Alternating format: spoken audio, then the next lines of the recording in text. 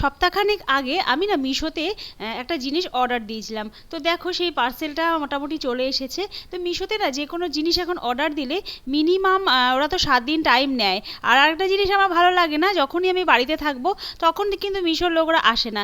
আর যেই যখন কোথাও একটু দরকারে বেরোবো ঠিক তখনই ফোন করবে, করে বলবে যে আপনার পার্সেল চলে এসেছে, আপনি নিয়ে যান, এরকম করে। আর খুব বিরক্ত লাগে কখনো কখনো। তো দেখো অনেক অপেক্ষা করার পর মোটামুটি পার্সেলটা চলে এসেছে, আর আমি তোমাদের সামনে সেটা নিয়ে চলে এসেছি আনবক্সিং করার জন্য। তো দেখো আমি না একটু ভয়ে ভয়ে ছিলাম, জানো তো, যে এটা যা ভেঙে যাবে না তো, বা কিরম কিরম হবে না হবে, যেহেতু কাচের জিনিস আছে। তো দেখো আমি না এনেছিলাম এগুলো, এখানে অর্ডার দিয়েছিলাম হলো গিয়ে ওই যে লাকি বাম্বু বলে না, সেই লাকি বাম্বুগুলো। আর এগুলো নাকি ঘরে রাখা খুবই ভালো। আর আমার না গাছ খুব ভালো লাগে, তো এটা অনেকদিন ধরে ভাবছিলাম যে কবে অর্ডার করবো, খালি বারবার দেখেই যাচ্ছিলাম শেষমেশ এটা অর্ডারই করে দিলাম। আর এটা না দুটো কম্বো সেটে ছিল, মানে দুটো একসাথেই। আর দাম নিয়েছিল হলো 403 টাকা।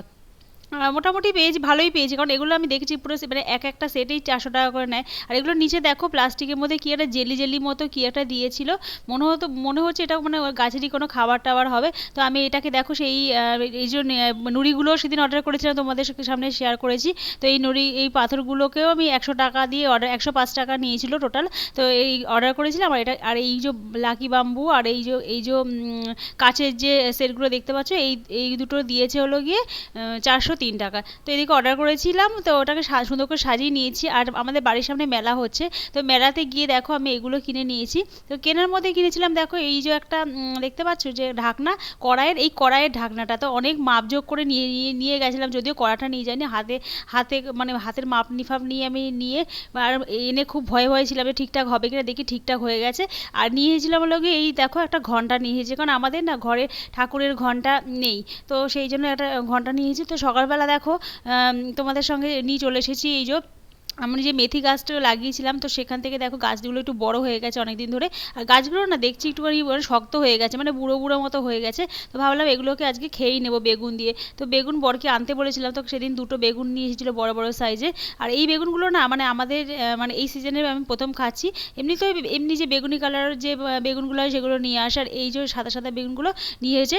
আর এদিকে দেখো সকালবেলা আমি রান্না করবো বলে সব জিনিসপত্র বার করে নিয়েছি। মাছের তেল দেখতেই পাচ্ছ। আর আমি আমার আজকে রান্না করেছিলাম হলো গিয়ে বেগুন দিয়ে মেথি শাক, আর হলো গিয়ে মাছের তেল দিয়ে বেগুন দিয়ে করবো। তো এদিকে দেখো মেথি শাকগুলো আমি না কেটে নিয়েছি, আর মানে মোটামুটি একটু ছিপড়া ছিপড়া মতো হয়ে গেছে, দেখেছো ওটা ডান্ডিগুলো, মানে ডান্ডিগুলো অতটা মোটা বা হয় অতটা বড় হয়নি, কিন্তু একটু শক্ত হয়ে গেছে, অনেকদিন হয়ে গেছে তো, গাছের জিনিস তো যেরমই হোক না কেন। তো দেখো মোটামুটি ভালো হয়েছিল, জানো তো, খেতে ভালোই ছিল। এরকম হলে কি হবে।